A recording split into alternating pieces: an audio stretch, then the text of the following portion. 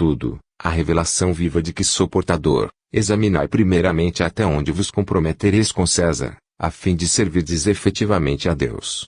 Em seguida, fez longa pausa, que os circunstantes não cortaram, e concluiu, em verdade, porém, vos afirmo que se cumprirdes, desde agora, os deveres referentes aos títulos com que vos apresentais, servindo conscientemente à justiça e atendendo aos interesses do bem público, na compreensão fiel das graves responsabilidades que assumistes, estareis com o Pai, desde hoje, e o Pai estará com vós. Os presentes entreolharam-se, espantados. E quando retornaram à palavra, o Messias Nazareno já se havia despedido de José de Arimateia e atravessava as águas do grande lago, em companhia de Pedro, em busca da outra margem. 21. Proteção e realidade.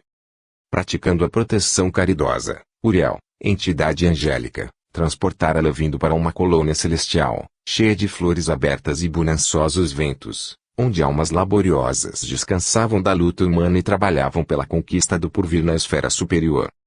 Levindo não cometera crimes que abalassem a opinião dos homens, entretanto, extraíra da existência terrestre todos os proveitos e vantagens suscetíveis de favorecer as paixões inferiores.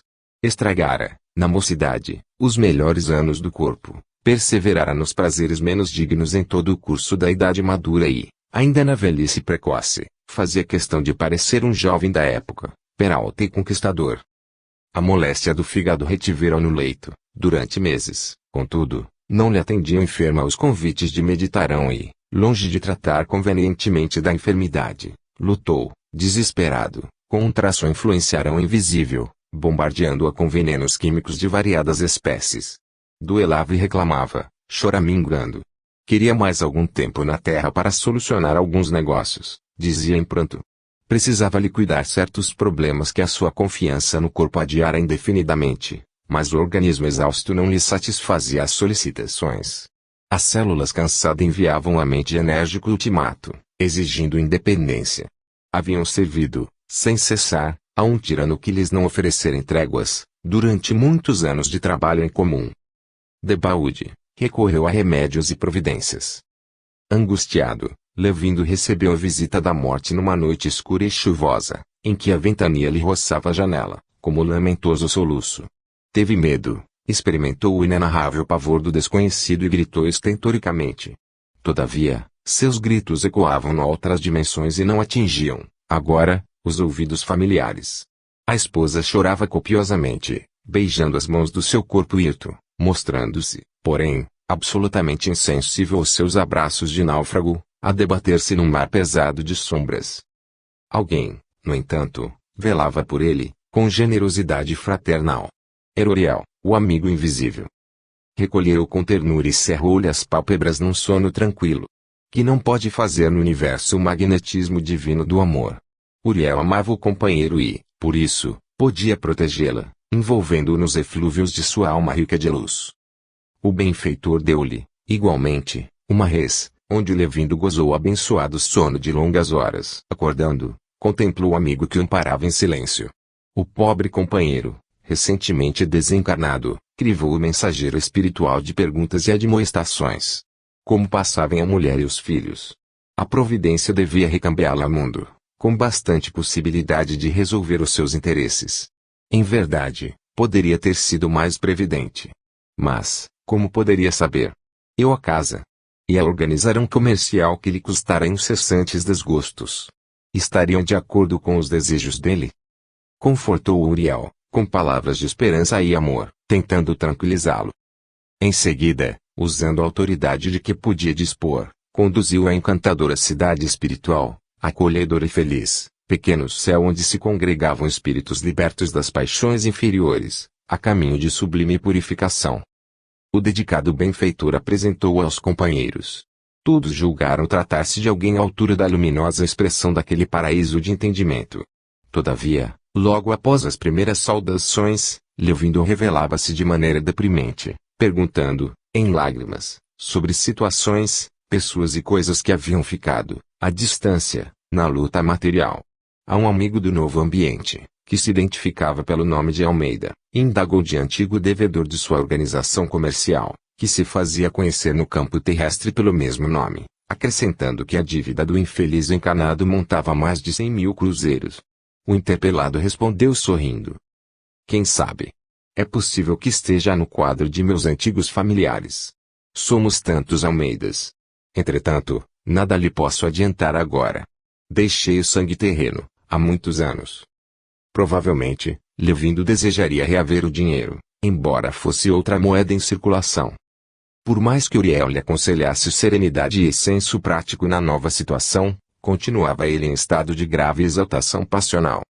As brisas cariciosas e o divino céu inflamado de ouro e azul brilhante, as flores matizadas de luz e as torres resplandecentes não conseguiam modificar-lhe a mente apaixonada pelas sensações mais grosseiras da terra. Se os amigos lhe recomendavam a oração, respondia, em desespero: como entregar-me à prece? Não posso. Não sei como passam minha mulher, meus filhos, meus negócios. Como teriam sido utilizados meus títulos bancários? E o inventário de meus bens? Será que a partilha se verificou justiceiramente? E de rosto nas mãos crispadas, debulhava-se em pranto. Qualquer conversação fraternal acabava em crises angustiosas. Uriel esforçava-se em vão, até que, um dia, o grande orientador da comunidade espiritual chamou-o delicadamente, falando-lhe com franqueza: Uriel, você ama bastante a Levindo. Sim. Sabe, porém, que a proteção afetuosa somente pode dar resultados benéficos quando o protegido compreende o benefício e deseja recebê-lo. Sei. Então, ouça, poderia ele permanecer aqui, em nosso recanto celeste, mas a mente do infeliz airado está no inferno que se esforça por conservar indefinidamente, depois da morte do corpo. Não intente violentar as leis evolutivas. O benfeitor inclinou a cabeça em sinal de assentimento e permaneceu silencioso, enquanto Levindo era chamado a outras providências. Advertido pelo grande orientador, respondeu, chorando, que precisava regressar, que a família humana carecia dele, que os negócios deviam estar parados, à sua espera, que necessitava chamar os antigos devedores à prestação de contas. De qualquer modo, desejava partir. O dirigente da cidade entregou a Uriel uma chave e recomendou: abra-lhe a porta e deixe-o procurar o que lhe pertence. Nesse mesmo dia, cheio de esperança, Levindo precipitou-se no purgatório terrível, onde a convivência com os demônios do mal lhe curaria a cegueira, com o sofrimento corretivo. 22. O sábio juiz. Salomão, o sábio rei dos israelitas, desde a célebre decisão, entre as duas mães que disputavam o mesmo filho, no princípio de seu reinado, tornara-se famoso juiz, além de soberano generoso e magnificente. Reverenciavam-no todas as tribos judaicas, abençoando-lhe o nome e respeitando-lhe o poder. Em razão disso, além de suas pesadas atribuições administrativas, era obrigado a atender a 1001 questões dos súditos, que se aproveitavam de sua sabedoria, nos casos da vida particular. Assim começou a história o simpático ancião do plano superior, que nos visitava, a propósito de certas preocupações que nos prendiam à terra. Fim da longa pausa, durante a qual conservou sobre os nossos o seu olhar muito lúcido, o velhinho prosseguiu. Foi assim que apareceu no reino uma questão estranha. A família de Natã, filho de Belazel, morto desde muito tempo, recebeu alguns papiros, onde se liam mensagens amigas, assinadas por ele, por intermédio de uma pitonisa de Jope, especializada em relações com os espíritos dos mortos. Natã, que não mais pertencia ao mundo dos homens de carne, tinha cuidado de não interferir em qualquer assunto propriamente humano, para não invadir a esfera de ação dos velhos amigos que deviam caminhar por si, aprendendo com a própria experiência. Comentava as realidades espirituais, referindo-se, de maneira velada, às situações e coisas do novo país a que fora chamado a viver. Entretanto, antigos companheiros seus manifestaram-se absolutamente hostis. Impossível que Natã, patriarca respeitável e amante da lei, voltasse do outro mundo escrevendo aos afeiçoados. Iniciaram-se discussões em tom discreto. Negociantes de cabras e carneiros transportaram o assunto de Jerusalém para a Arábia e da Arábia para a Fenícia. Em vista das grandes dúvidas surgidas, encaminhou-se o problema ao esclarecido critério de Salomão. Os descendentes de Natã exigiam o pronunciamento da justiça, em sentença insofismável. O rei examinou o caso e esclareceu que precisava tempo para decidir. Sentia-se espantado. Resolvera já muitos processos de herança e partilha, onde os mortos compareciam como ausentes em definitivo e sem representantes legais, mas nunca lhe surgira um problema em cuja solução devesse considerar direitos e obrigações daqueles que haviam atravessado o horizonte sombrio da morte. Por isso, estudou e meditou dias e noites, ponderando sobre a reclamação à vida. Poderia, de fato, emitir um laudo declaratório. Como decidir uma pendência em que havia partes interessadas no outro mundo? Seria razoável considerar apenas o direito dos súditos vivos.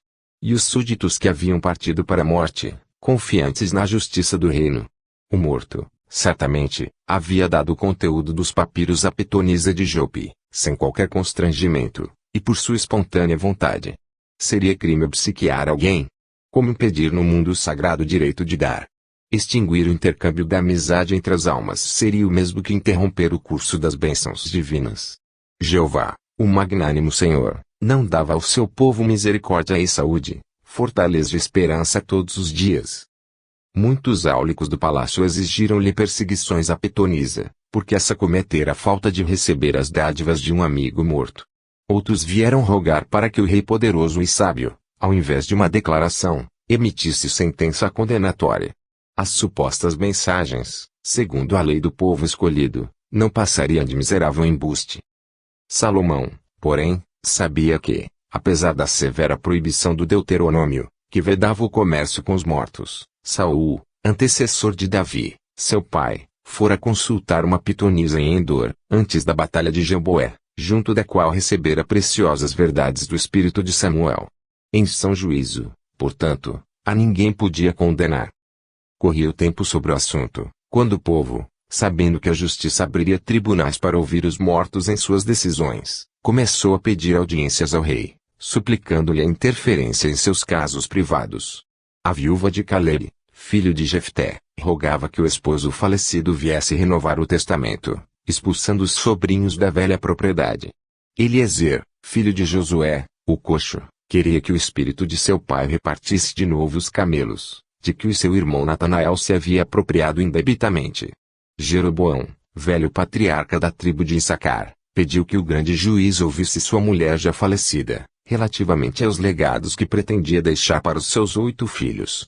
Efraim, filho de Matatias, o mercador de jumentos, desejava que a alma de seu avô regressasse do além para esclarecer a situação do seu genitor deserdado pela cupidez dos parentes. E até Zarifa, mulher de Jeremias, filho de Eber, veio suplicar uma informação do outro mundo, sobre quem seria o pai de Ruth, a pequenina enjeitada à sua porta. Salomão, por mais de 30 dias, concedeu audiências incessantes e recebeu as mais estranhas rogativas, acabando por compreender que a justiça humana era organizada para pessoas humanas e que, de modo algum, deveria invadir os extensos e misteriosos domínios da morte, sob pena de complicar todos os assuntos da vida, incentivando angústias e tormentos da humanidade. Em razão disso, com grande surpresa para os súditos irrequietos, devolveu os papiros aos descendentes de Natã, esclarecendo que a justiça era um templo sagrado e não podia constituir-se em órgão de consultas sem interesse fundamental para a vida dos homens. Calara-se o ancião, mas nós outros, que lhe escutáramos a história, atentos à sua palavra cheia de luz, indagamos, involuntariamente. Afinal, que disse o rei aos sábios de seu reino? No fundo, qual era, de fato, a sua opinião? O velhinho sorriu com inteligência e acentuou. Salomão esclareceu aos áulicos e aduladores de seu palácio que respeitava Jeová e fazia o culto da reta consciência, que a sua sabedoria não dava para descortinar o mistério do país dos mortos, que se algum espírito voltasse do túmulo a comunicar-se com as pessoas terrestres, ninguém deveria preocupar-se com o seu nome e sim com a substância de suas palavras, e que se o comunicante ensinava o bem devia ser considerado emissário dos céus e ouvido com atenção. E se transmitia o mal deveria ser interpretado como mensageiro do inferno e esquecido para sempre. 23. Advertência fraterna. Meu amigo. Pede você uma notícia do país onde vivo agora, não à maneira do turista desocupado, mas como aprendiz atencioso dos mistérios da vida. É quase impossível satisfazer-lhe a curiosidade. Ante o carinho da solicitação, lembro-me dos amigos que iam à Europa, saboreando expectativas e novidades. Abraçávamos-nos à partida, quando o cais regurgitava de olhares ansiosos, e depois recebíamos pelo correio marítimo os cartões de saudades e afeição. Se passavam pela Itália, tinham o cuidado de selecionar postais preciosos. Enviavam-nos aquarelas do Vaticano ou fotografias encantadoras onde figurassem os pombos de São Marcos. Da França, mandavam-nos belas gravuras alusivas aos monumentos históricos, relacionando museus e castelos, praças e jardins. Da Suíça, remetiam-nos, invariavelmente, as deliciosas e alvas paisagens de neve. Não podíamos gozar-lhes a companhia na contemplação da Torre de Pisa ou do Lago de Como, entretanto, para compreendê-los possuíamos igualmente as nossas torres, museus, pássaros e lagos. Ao regresso, abraçávamo-nos, de novo, ouvindo-lhes as narrações, encantados e felizes. Voltavam sempre tomados de profunda admiração e cheios de projetos grandiosos. Alguns chegavam a intentar mentalmente a transformação imediata da Candelária num templo análogo à abadia de Westminster, a fim de recordarem a passagem por Londres. Outros idealizavam novas ruas para o seu bairro, idênticas às grandes artérias que se comunicam com o Arco do Triunfo, em Paris. Aos poucos, porém, esqueciam-se do primeiro assombro e reajustavam-se ao café humilde, ao bonde acessível e aos edifícios menos suntuosos. Entre nós, porém, meu amigo, a distância e as condições não se igualam às que separam Lisboa do Rio de Janeiro. É muito diferente a situação. Exprimindo-me com franqueza, não disponho nem mesmo de recursos para dizer-lhe a longura em que me encontro. Os astrônomos terão meios de alinhar números, fornecendo informes das medidas macrocósmicas, e os bacteriologistas dispõem de aparelhos com que demonstram as atividades do plano infinitesimal. Mas, o homem desencarnado ainda não pode contar, perante vocês, com a precisa facilidade de expressão. Movimentamo-nos no sublime universo, que somos nós mesmos, e as surpresas são tantas e tamanhas que, a rigor, não temos, por enquanto, o vocabulário imprescindível à moldagem verbal das sensações diferentes. Não tenho cartões postais, nem pinturas, com que possa transmitir-lhe as informações desejáveis. Tenho apenas ideias que lhe envio à mente generosa pelo telégrafo mediúnico. E devendo aproveitar os pensamentos e concepções que você possui, para fazer-me compreendido, é quase inútil que eu lhe descreva meu novo campo residencial. Seu sentimento amigo talvez entendesse alguns conceitos novos, relativamente à vida eterna do espírito imortal, mas o seu raciocínio cerrar-me-ia a porta. A razão, de fato, é uma luz na consciência humana, mas, por vezes, converte-se num cérebro feroz, a exercer terrível controle sobre o coração. Sei, contudo, que o seu interesse por minhas notícias prende-se, acima de tudo, à sua própria situação.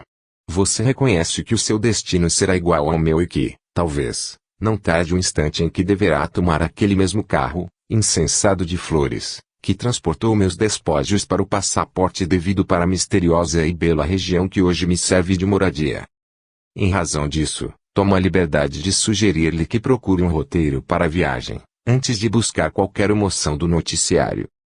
Sua necessidade fundamental, no momento, não é a de informar-se quanto às revelações daqui, mas a de preparar-se, convenientemente, para vir. Diminua suas bagagens de natureza terrestre. É este meu conselho inicial. Quando abandonei a margem de onde você me escreve, tripulei, eu sozinho, o salva-vidas que a providência me atirou por misericórdia, e cerquei-me de alguns pequenos tesouros que desejava conservar, a qualquer preço. Separara-me sem esforço de certos patrimônios materiais que mantinha como valiosos triunfos, mas, algumas joias e lembranças ficariam, por fim, para enriquecimento do meu coração. Todavia, fui compelido a abandoná-las, também, a fim de chegar aqui convalescente e esperançoso. Até mesmo os mais leves anéis que eu guardava nos dedos, fui obrigado a tirar as águas pesadas do esquecimento, para sobreviver. Diz você que os espíritos desencarnados pregam demasiadamente a virtude que se referem, provavelmente em excesso, à caridade, à fé e ao amor cristão, e por isso deseja noticiário daqui, mais preciso e concreto. Que adianta, porém, falar de um país que vocês não compreendem, agora, e para o qual todos os homens se destinam de maneira fatal, sem prepará-los para a grande viagem? Não será mais lógico induzi-los a pensar nos cuidados do presente, para que o futuro lhes seja favorável? Desse modo, eu não posso, em respondendo a você, deixar de recordar as mesmas imagens dos meus companheiros que já se encontram igualmente neste lado. Faça o bem quanto seja possível, conserve a retidão da consciência e renda-lhe culto diário. Sobretudo, se deseja um aviso mais exato, desamarre o coração, cortando os liames que o prendem à esfera das paixões inferiores, antes de soar o seu toque de partir. Não se descuide. Trace o seu roteiro e siga. Não perca seu tempo rogando orientações nesse sentido, porque todos nós possuímos o padrão do Cristo. Atenda ao preparo indispensável, porquanto, dentro de algumas semanas, possivelmente, estarás também conosco, sem coragem de fornecer noticiário a ninguém. 24. No estudo da fé. De quando em quando, surgem movimentos de opinião, reclamando demonstrações mediúnicas em público, definitivas e surpreendentes. As almas dos mortos deveriam comparecer, segundo a expectativa de muita gente, perante assembleias compactas, oferecendo palpites ociosos ou personificando os mágicos de todos os tempos. Quando não pudessem fazer escamoteações ou provocar gargalhadas na assistência, seriam obrigadas a representar novos dramas no reencontro com os familiares, em situações patéticas e dolorosas, arrancando lágrimas aos crocodilos da indiferença. E, apressados, são muitos os curiosos que exigem o espetáculo. Alguns, mais palavrosos, recordam Tomé, o discípulo investigador, e explanam a necessidade de negar sistematicamente, todavia, para o grande número dos que se julgam com o direito de aparecer como apóstolos inquiridores, não há um só desencarnado, consciente das obrigações próprias, com bastante audácia para tentar a personificação de Jesus Cristo, em cópia grotesca e injustificável. Os pobres amigos da inquietação destrutiva dizem-se procuradores da fé. Exigem-na, exasperados. Desejam acreditar na vitória da vida sobre a morte, querem certificar-se da sobrevivência, mas não encontram as provas que solicitam. Na azáfama das reclamações descabidas, acusam pessoas honestas e respeitáveis. Os médiuns, no conceito deles, não passam de embusteiros e os cooperadores da causa das verdades espiritualistas são simplesmente papavos que engoliram o conto. Habituados ao culto externo das religiões amigas da letra, que não lhes pedem senão algumas esmolas aos sábados e algumas orações labiais aos domingos, acreditam que bastaria um grande espetáculo com espíritos materializados, a fim de se sentirem senhores absolutos da revelação divina.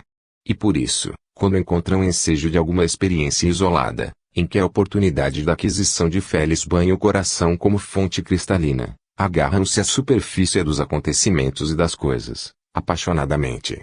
Cercam-se de balanças e termômetros, de trenas e aparelhos elétricos, observando o médium, como se fora um pequeno deus, de cuja boca, transformada em cornucópia de maravilhas, aguardam supremas revelações da verdade. Os médiuns, porém, não obstante a delicadeza e complexidade da tarefa que receberam, são instrumentos humanos e relativos de uma verdade igualmente relativa, porque a morte do corpo não é a derradeira conquista de sabedoria. Desiludidos na expectativa injusta, os pioneiros da investigação retiram-se desalentados e confundidos por si mesmos. Para eles, nessas circunstâncias, os sensitivos não satisfazem e os homens de fé são pessoas fanatizadas e imbecis. Entretanto, essas velhas diretrizes dos estudantes irrequietos não passam de observação incompleta, originária de antigas e ridículas cristalizações da insensatez. Como resolver problemas espirituais sem atitudes espirituais? Como exigir dos outros a solução de enigmas que nos dizem respeito? Poderia um médium construir no coração alheio o edifício da fé viva, se ele mesmo é um trabalhador que necessita atender às questões que lhe são próprias? Experiências mediúnicas, fatores recebidos da esfera superior, podem apenas fornecer convicções, como essa ou aquela escola científica proporciona convicções aos aprendizes, nesse ou naquele campo de atividades práticas. A fé, a paz, o ideal, a confiança, a libertação, a sabedoria, constituem obras individuais de cada um. Ninguém possuirá a felicidade, se não construí-la dentro de si mesmo. Naturalmente que em nossas palavras despretensiosas e humildes não vai qualquer crítica destrutiva à metapsíquica moderna. Nos mercados, haverá sempre, em obediência a imperativos naturais que governam a existência humana, quem pese, examine e selecione os produtos alimentícios, tendo em vista a higiene e a saúde pública, Mas é preciso convir que se os funcionários de contabilidade e inspeção não se aproveitarem dos artigos que observam, na alimentação própria, morrerão provavelmente de fome. Assim também, nos assuntos da crença. No seu campo de ação, é indispensável estabelecer o serviço de análise e ponderação, porque é da lei que o joio se desenvolva ao lado do trigo, até que venha a ceifa. Entretanto, consultar a fenomenologia, examinar a superfície dos fatos, verificar a existência do inabitual, conhecer a grandeza do ensino e menosprezá-lo com a indiferença, não constituem a solução legítima do problema da alma. No estudo da fé, portanto, não bastará organizar demonstrações públicas de mediunidade, nem abrir espetáculos à curiosidade indiscreta dos negadores sistemáticos. Quem se propõe a realizar a íntima para o bem, deve, antes de tudo, melhorar-se. Procure-se com alma e coração as verdades de Deus e as verdades de Deus responderão. Os romanos que conquistaram a Bretanha, ao descerem das galeras, queimaram-nas na praia, assinalando a coragem com que enfrentariam, sozinhos, os perigos da terra desconhecida. Quem não destruir as naus do preconceito, da opinião pretensamente infalível e da crítica precipitada, ante o novo continente de sabedoria que o Espiritismo descortina ao homem, a fim de lutar, com os recursos próprios, pela aquisição de valores eternos, sem comunicação com o plano inferior de que procede, dificilmente poderá alcançar a sublime vitória da conquista de si mesma. 25. A palavra do morto. Quando Saul sentiu o peso das tremendas responsabilidades, no campo da autoridade e do poder, lembrou-se imediatamente de Samuel, o grande juiz que o precedera na direção dos israelitas. O nobre varão, todavia, fora arrebatado ao mundo da morte. No entanto, o rei sabia que os mortos podiam voltar, fazendo-se ouvidos. Interrogando os áulicos do seu séquito, soube que em Endor havia uma pitonisa que talvez pudesse satisfazer-lhe os propósitos. Não hesitou e dirigiu-se a ela. E quando a intermediária caiu em transe, após admoestá-lo quanto ao anonimato ao que se recolhera, eis que Samuel lhe surge aos olhos assombrados. Não é um fantasma que o visita, trazendo resquícios da sepultura. É o verdadeiro Samuel, materializado à plena luz, que lhe estende as mãos acolhedoras. Não tem as insígnias de juízo e o seu olhar, outrora severo e autoritário, mantém-se impregnado de humildade infinita. Ampla capa resguarda-lhe o corpo, e enquanto recompõe a sua figura, a fim de conversar calmamente, Saul cai, genuflexo, em pranto e convulsivo. Ó santo juiz de Israel, pergunta o rei, emocionado e confundido, onde estão as tuas insígnias de enviado de Jeová? Por que voltas do túmulo, pobre e simples, como qualquer mortal? Contemplou Samuel, tristemente, e respondeu: Saul, que o Eterno te abençoe e te conceda paz. Não me perguntes pelas possessões ou honrarias efêmeras. Minha túnica de linho de julgador e minha espada de guerreiro ficaram para sempre no sepulcro de Ramá. O homem que exerce a justiça, perante o Supremo, não deve aguardar prerrogativas diferentes daqueles que felicitam os ministros do Senhor, em qualquer trabalho proveitoso. Mas, ouve, que te induz a chamar-me do túmulo? Por que razões interrompes o meu trabalho no reino dos mortos? Saul enxugou as lágrimas abundantes e falou: Ó grande juiz, aconselha-me. Estamos na véspera de grandes batalhas e tenho o coração cheio de maus presságios. Sinto-me inquieto, hesitante. Dize-me o que pensas, conceda-me as tuas diretrizes sábias e justas. O espírito de Samuel fitou-o, melancolicamente, e voltou a interrogar. Que desejas que eu diga? A verdade, disse o rei, ofegante. A entidade sorriu e observou. Entre os homens que vivem na carne e os que já reviveram, fora dela, ao sublime influxo da morte, a verdade é sempre terrível. Poderás, acaso, suportá-la? Respondeu Saul, afirmativamente. O espírito materializado avançou para ele, afagou-lhe a cabeça e falou, comovido. Volta então ao povo de Israel, desarma o nosso exército e dize à nação que o nosso orgulho racial é um erro nefasto e profundo, diante da morte, inevitável para todos. Notifica as 12 tribos de que nossas guerras e atritos com os vizinhos são malditas ilusões que nos agravam as responsabilidades, diante de Deus Altíssimo.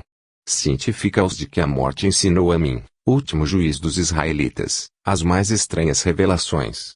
O Senhor Supremo não está em nossa área de substância perecível do mundo, que não passa de mero símbolo, respeitável embora, Onde teremos buscado tanta audácia para nos julgarmos privilegiados do Eterno? Que espíritos satânicos penetraram nossos lares, para odiarmos o trabalho pacífico, entregando-nos ao monstro da guerra, que espalha a fome, a peste e a desolação?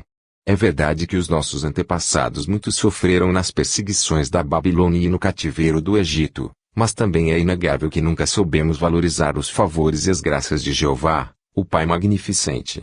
Reajustando agora os meus conhecimentos pelas imposições do sepulcro, eu mesmo, que cultivava a justiça e supunha servir ao Senhor, compreendo quanto me afastei das vozes espirituais que nos induzem ao escrupuloso cumprimento da lei. Sou hoje obrigado a socorrer os nossos armadores e flecheiros, guerrilheiros e pajens de armas, que choram e sofrem junto de mim e os quais ajudei na matança. Volta, pois, Saul enquanto é tempo, e ensina aos nossos a realidade dura e angustiosa. Explica-lhes que os filisteus são também filhos do Altíssimo e que, ao invés de nos odiarmos, é imprescindível nos amemos uns aos outros, auxiliando-nos reciprocamente, como irmãos. Os lares de Jerusalém não são melhores que os de Ascalão. Vai, e ensina ao nosso povo uma vida nova. Faze que os instrumentos destruidores do extermínio se voltem para o trabalho pacífico e abençoado no solo da terra. Saul soluçava, de joelhos. Como aceitar os conselhos inesperados e humilhantes? Não se sentia com força precisa para recuar. Buscava orientação para a vitória na batalha e o juiz inesquecível de Israel voltava do misterioso reino da morte para induzi-lo à submissão. O espírito de Samuel compreendeu-lhe a luta íntima e falou, carinhoso. Lembra-te do tempo em que, humildemente, reunias jumentas no campo, na pobre condição de descendente da tribo de Benjamim, e não estranhes minhas palavras. Recordar-te que, quando o Senhor deseja conhecer as conquistas de uma alma, dá-lhe a autoridade e a fortuna, o governo e o trono para a terrível experiência. Atende a Deus e domina-te. Executa a vontade do Senhor e esquece-te, para que possas, de fato, triunfar, por sua divina misericórdia. Fez-se então pesado silêncio. Como Saul chorasse, o mensageiro, desejando ultimar a entrevistas, perguntou: Desistirás da carnificina? Reconciliar-te-ás com os inimigos? Ensinarás ao povo a humildade, o serviço e a concórdia? O rei de Israel fez um esforço supremo e respondeu: é impossível. Não posso. O espírito fitou-o com profunda tristeza e acrescentou: como pedes, então, conselhos à luz da sabedoria, se preferes a prisão nas trevas da ignorância. O Senhor envia-te as verdades de hoje, por minha boca, mas, se persistes em desatendê-lo, rasgará o reino que guardas nas mãos e entregará a outra em autoridade. E se não deres ouvidos à divina palavra, executando os sinistros propósitos de tua ira, sofrerá Israel contigo as consequências de tua rebeldia, cairás aos golpes do adversário e, amanhã mesmo, serás recolhido pela morte, juntamente com os teus filhos, vindo aprender conosco que ninguém confundirá o eterno poder. Voltou Samuel à sua condição no plano invisível e Saul caiu desmaiado de espanto, enquanto a pitonisa acordava para socorrê-lo. E como acontece a muita gente que roga orientação aos espíritos desencanados, Saul desprezou as advertências ouvidas e atendeu aos caprichos condenáveis de seu coração. Mas, também, no dia seguinte, estava com os filhos no caminho sombrio do sepulcro, a fim de aprender com a morte as sagradas lições da vida. 26. Na edificação. Os ociosos de todos os tempos sempre encontram infinitos recursos, para escapar ao círculo das obrigações que lhes competem. Comumente, estão queixosos e desalentados. Para eles, os melhores cargos estão providos, no templo de serviço em que trabalham, as maiores realizações já foram levadas a efeito, as estações do ano trazem variações decisivas que os compelem à permanência no lar, as relações sociais são algemas que os agrilhoam às longas conversações, os menores sintomas de enfermidade constituem dilatadas teorias sobre diagnoses diversas. Estão rodeados de obstáculos e não realizam coisa alguma. Gastam fortunas para que ninguém os aborreça se alguém lhe pede contas dessa ou daquela edificação. Explicam que não tiveram sorte, essa sorte por eles transformada num gênio cego que distribui os favores divinos, a torto e a direito. Assim acontece, igualmente, no campo das realizações de ordem espiritual. É incontável o número de pessoas que se aproximam das fontes espiritistas, afirmando-se desejosas de iluminação. Querem as bênçãos da esfera superior, desejam aquisições mediúnicas, pretendem participar dos serviços de auxílio. Entretanto, em todos os cometimentos do progresso legítimo, o problema da construção não se resume à palavra. É necessário dispor de material efetivo na concretização dos propósitos elevados. A casa reclama pedra e cal. A ferrovia pede trilhos adequados. A usina solicita aparelhagem. Se, na vida física, há necessidade do aproveitamento de recursos vivos e substanciais, como dispensar a boa vontade e os valores do homem, nas edificações do espírito. Inúmeros corações dirigem-se a nós, suplicando auxílio, mas, como ministrar-lhes o socorro fraterno? Esperam que as almas desencarnadas lhes tomem a iniciativa, subtraindo-os a toda espécie de responsabilidades e preocupações. Que movimento doutrinário, porém, seria esse em que os amigos experientes, a pretexto de proteção e socorro, instituiriam um regime da irresponsabilidade e da preguiça sistemática? Estariam os mortos tão desocupados, não recebendo da vida outra obrigação que essa de converter a grande universidade da existência humana em simples jardim da infância? Bondosos amigos nossos comparecem às reuniões do Espiritismo e aguardam fenômenos estupefacientes. Intentam consolidar a fé e se dizem necessitados de paz íntima, todavia, esperam as manifestações maravilhosas dos desencarnados, como se todas as suas construções interiores dependessem disso. Às vezes, recebem o que pedem, mas ficam na situação do espectador que se espantou no circo, vendo as acrobacias do atleta, dançando numa corda frágil, a 15 metros de altura, ou contemplando, boquiaberto, o mágico que engole fogo. Fim do espetáculo, volta para casa, a fim de atender às obrigações pertinentes à família e à rotina de luta redentora. Ocorre o mesmo, nas observações espirituais. Terminada a injeção de emotividade, o estudante, o crente e o investigador regressam ao campo habitual, onde os deveres de cada dia lhes aguardam o testemunho de amor e compreensão. Daí-se a necessidade de renovação do pensamento que os desencarnados esclarecidos apregoam. Muitos companheiros se aproximam de nosso plano e pedem qualidades de cooperação, esquecendo-se, porém, de que eles são portadores delas. Apenas necessitam dilatá-las, com educação e proveito. Esse desenvolvimento, contudo, não pode ser uma realização do exterior para o interior.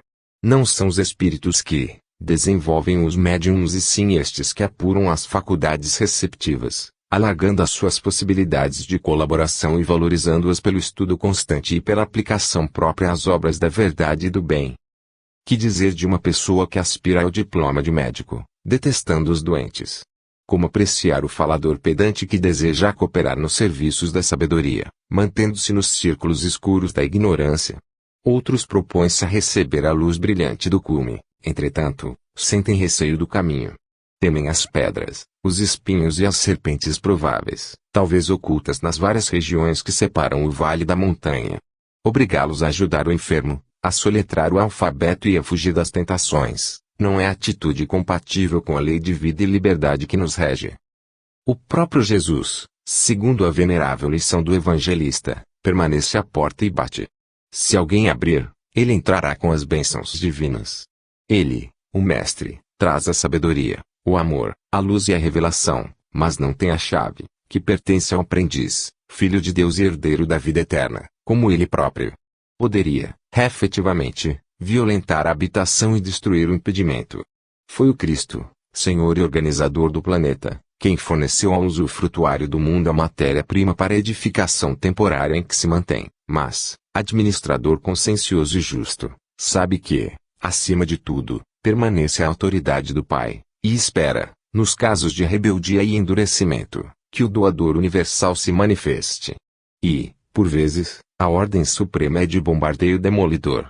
Aí, então, não há necessidade de chave para a abertura. Os impactos diretos do sofrimento modificam a habitação, apenas com a circunstância desagradável de que o dono por muito tempo se aprisiona na perturbação e na dor, antes de retomar a oportunidade de nova construção.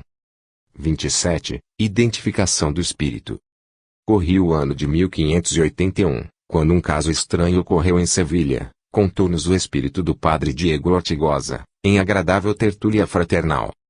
Desencarnar um médico atencioso e amigo dos pobres, de Juarez Costaneira y Salcedo, continuou ele com a graça do narrador inteligente quando, alguns meses mais tarde, Apareceu uma jovem que se dizia assistida pela alma do Esculápio, ensinando medicação à pobreza desamparada.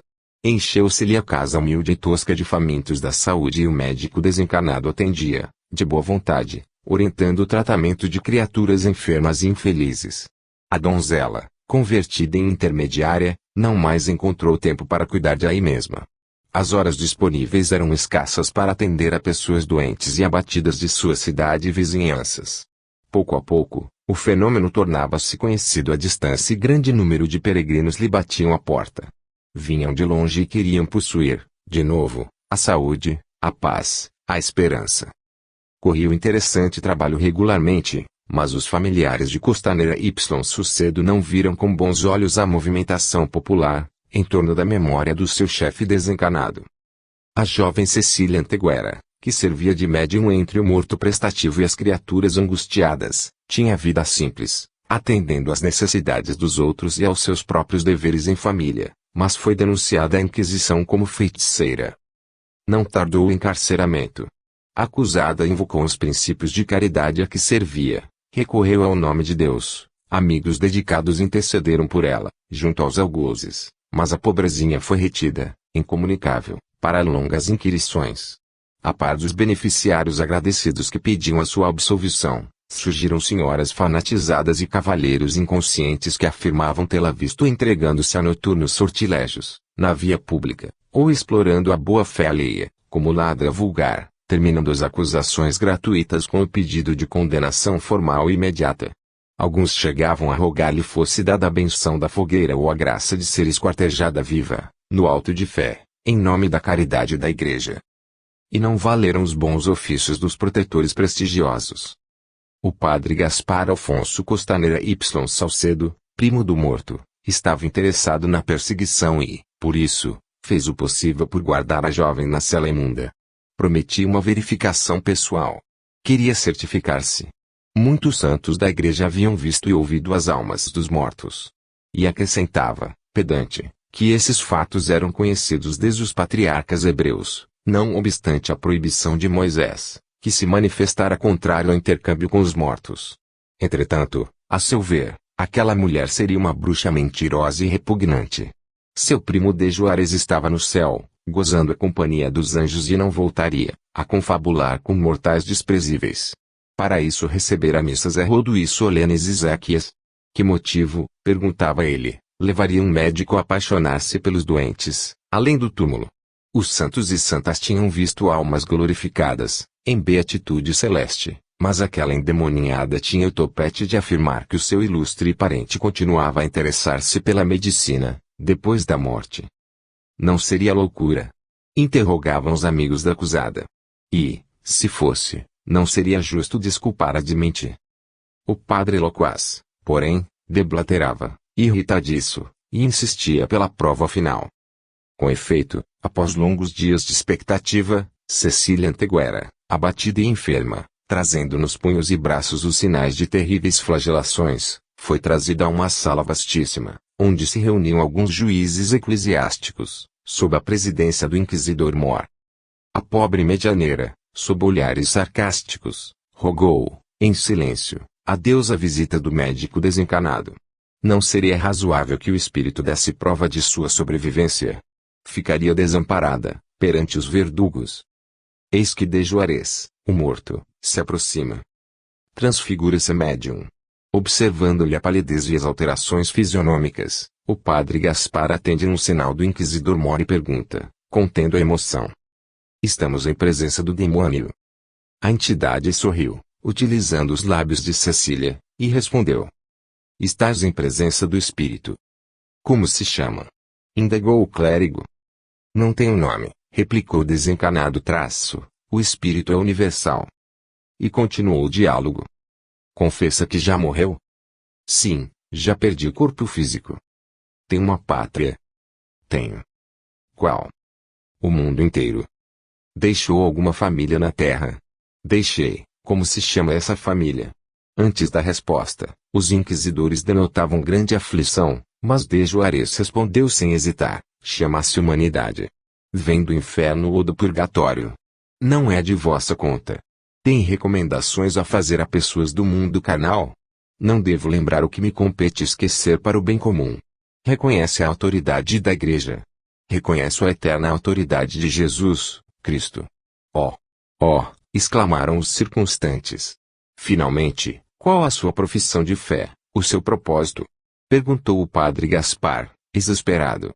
De Juarez, o morto, respondeu sem titubear, amar a Deus sobre todas as coisas e o próximo como a mim mesmo, cultivar a verdade, fazer o bem e colaborar na fraternidade universal.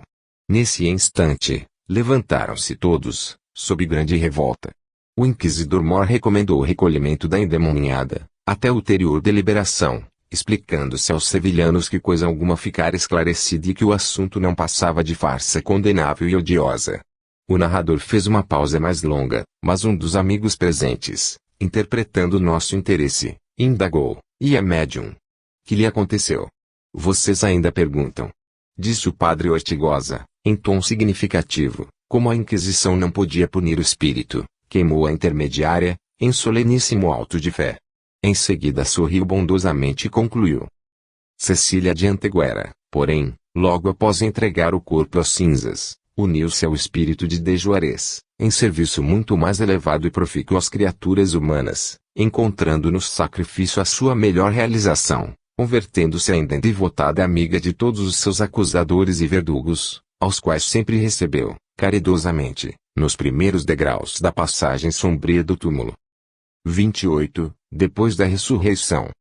Contou-nos um amigo que, logo após a ressurreição do Cristo, houve grande movimentação popular em Jerusalém. O fato corria de boca em boca. Sacerdotes e patriarcas, negociantes e pastores, sapateiros e tecelões discutiam o acontecimento. Em algumas sinagogas, fizeram-se ouvir inflamados oradores, denunciando a invasão galileia. Imaginem, exclamava um deles da tribuna, diante das tábuas da lei imaginem que a mulher mais importante do grupo, a que se encarregou da chamada mensagem de ressurreição, e uma criatura que já foi possuída por 7 demônios. Em Madala, todos a conhecem. Seu nome rasteja no chão. Como aceitar um acontecimento espiritual, através de pessoa desse jaez? Os galileus são velhacos e impostores. Naturalmente cansados da pesca, que lhes rende parcos recursos, atiram-se, em Jerusalém, a uma aventura de imprevisíveis consequências. É indispensável reajustar impressões. Moisés, o maior de todos os profetas, o salvador de nosso povo, morreu no Monte Sebo, contemplando a terra da promissão sem poder penetrá-la. Por que motivo um filho de carpinteiro, que não foi um doutor da lei, alcançaria semelhante glorificação?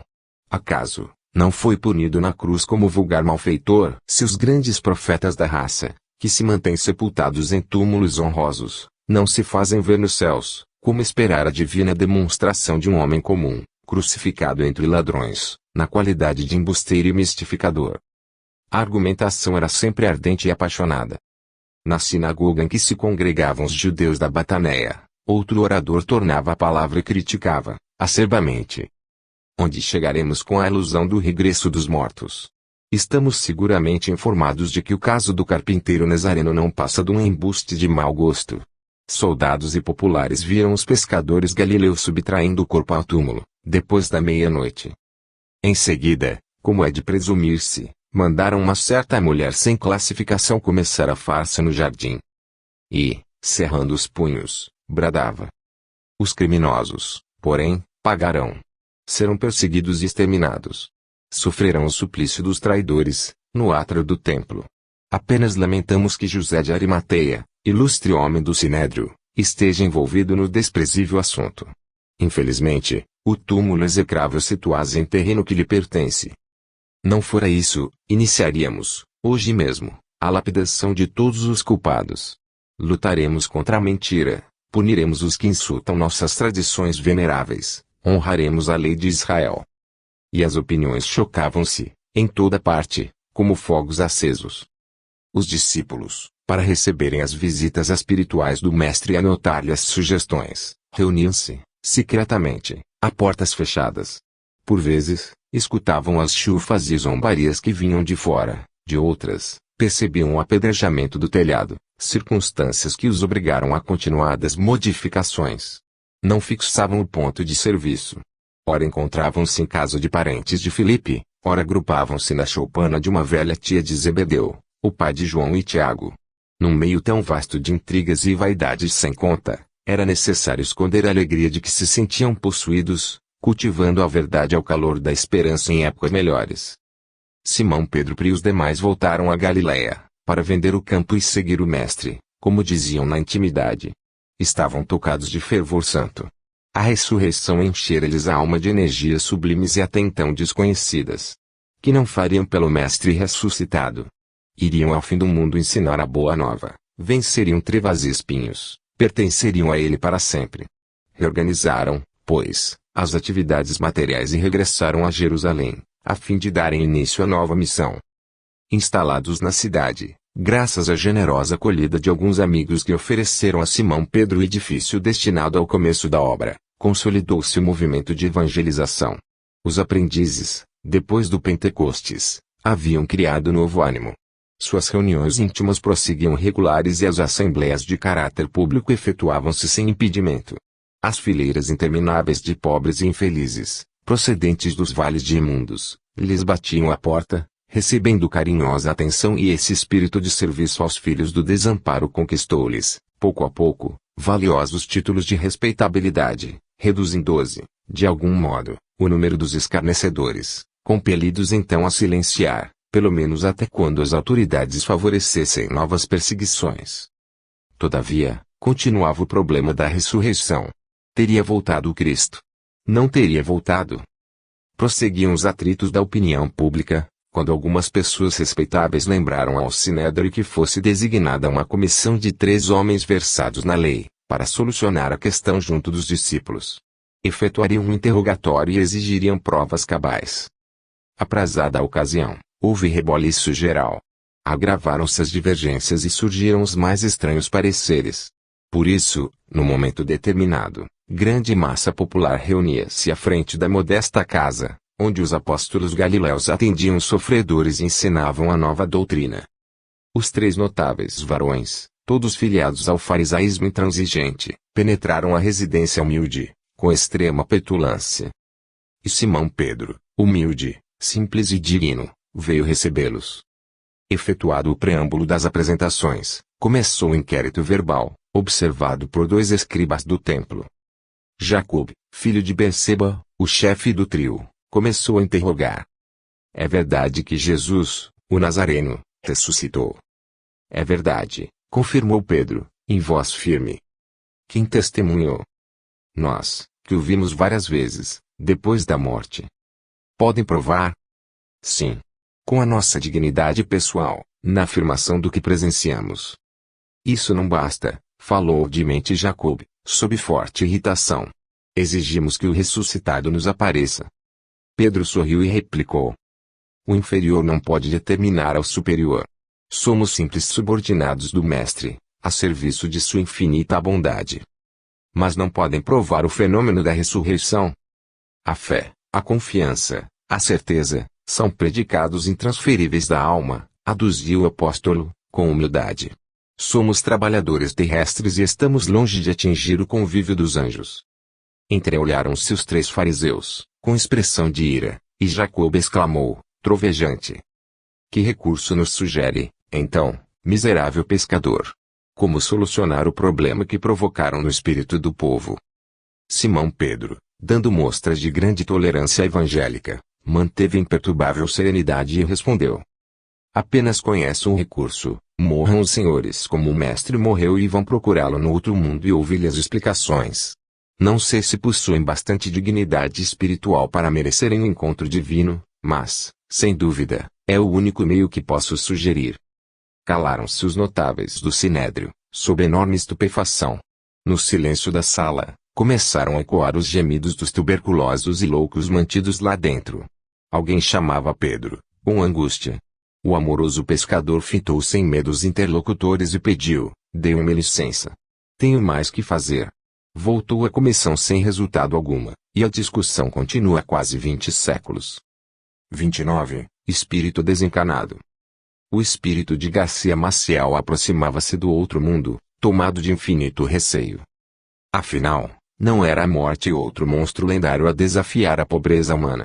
Fizera-se Hércules, mentalmente, para sentir-se desafrontado, ante a serpe desconhecida, mas, agora, desejava fazer-se ver-me. Ao longe, aceitava-lhe outra paisagem. Desdobravam-se, perante os seus olhos extasiados, maravilhas de natureza divina, que jamais pudera conceber na jaula dos ossos. E sentia bem que a sua antiga organização fisiológica não passava de jaula, embora de essência divina, porque, observando a amplitude dos novos céus e a beleza dos caminhos novos, chegava à conclusão de haver atravessado a existência humana na condição de uma fera. Lembrava os tempos de revolta íntima, os desequilíbrios emocionais de que era vítima constante, e sentia vergonha. No fundo, acreditava não ter vivido à luz dos valores espirituais e sim à maneira de leão, provisoriamente guindado à forma humana. Os gritos de vaidade ferida, os ataques de orgulho humilhado, com os quais tantas vezes escandalizara os amigos e inimigos, não constituíam característicos do grande animal do deserto. Foi por isso que Garcia Maciel, homem sofredor, que desempenhara atribuições de escriba moderno entre as criaturas, chorou copiosamente, envergonhado e abatido. Rabiscara muitas páginas e gastara imensa quantidade de fosfato e papel, informando o público. Entretanto, como não se lembrara de escrever exaltando a vida vitoriosa, preferira a consulta incessante aos arquivos e a descida ao passado remoto. Entusiasmara-se com as histórias de deuses e ninfas, perdera-se nas divagações dos filósofos e mergulhara a mente nos documentos antigos, como rato de livros velhos, para enfileirar, em seguida, as referências preciosas, mas... E a realidade eterna? Em verdade, não lhe merecerá maior atenção. Fixar o momento, pincelar o quadro da hora, absorverá-se no imediatismo, mas olvidar o espírito imortal e a grandeza do universo divino. Admitira, nos seus tempos de pão difícil, que a decifração dos mistérios da alma era a função do sacerdote, mas a revelarão defrontava-o ali, depois do sepulcro, a ele que não fora ministro religioso de qualquer confecção e que se filiara, sempre, à congregação dos desiludidos e descrentes. Banhavam nos raios da luz misericordiosa e sublime das bênçãos de Deus. Demorou-se Garcia algum tempo, em jornada ativa, antes de alcançar as primeiras portas. Ao seu lado, outros seguiam, receosos e angustiados. Ninguém poderia varar a fronteira sem limpar os pés e mudar as sandálias. Depois do inesperado esforço e da longa expectativa, entrou, humilde. Contudo, a autoridade espiritual que presidia no pórtico, recebeu-o com carinho e bondade. Não o tratava como se fora um leão, de quem se sentia ele parente próximo. Acolheu como a um menino necessitado de socorro, desses que se perdem na rua, não por falta de assistência, mas pelo congênito apego à vagabundagem. Saudações e agradecimentos. Agora, meu amigo, falou o porteiro, amável traço, encontras-te no limiar de maravilhoso e divino santuário. É preciso, entretanto, esperares, muito tempo, a entrada definitiva. Todavia, podes penetrar o átrio, descansar e refazer-te. Semelhante concessão significava uma bênção. As perspectivas eram magníficas. Estradas brilhantes desenhavam-se-lhe aos pés, recordando o paraíso bíblico, iluminado por legues de luz e atapetado de flores resplandecentes. Para o recém-chegado, o átrio, em si mesmo, já significava o céu. Entretanto, Garcia recuou. E os amados? Deixara no purgatório terrestre as afeições mais doces. O encarregado da recepção compreendeu-lhe a angústia e perguntou: que sentes? Meu benfeitor, disse o novato, hesitante traço, e os bens de minha alma que ficaram na terra? De ti mesmo, constam aqui somente os bens que trouxeste. Quanto aos que deixaste, na esfera carnal, constituíam um empréstimo a longo prazo. Desapontado, Garcia tornou. E a esposa, os filhos, os amigos? Todo o amor que entesouraste, esclareceu o interlocutor, servirá a ti mesmo. Bem-aventurado aquele que ama sem aguardar retribuição.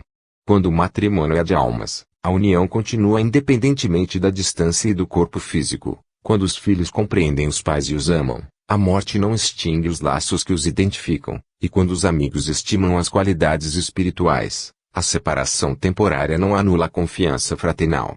No entanto, se esses fundamentos não preponderavam em suas ligações, todos os títulos do sangue e da convenção representam, de fato, o passado morto, extinguindo-se com a derradeira pá de terra que te cobriram os despojos. Garcia experimentou o frio terrível de quem pela primeira vez se encontra com a verdade. Oh! Como desejava esquecer tudo, exclamou. Ainda não mereces, porém, a bênção do ouvido construtivo, aduziu o porteiro, afavelmente traço. Antes, é necessário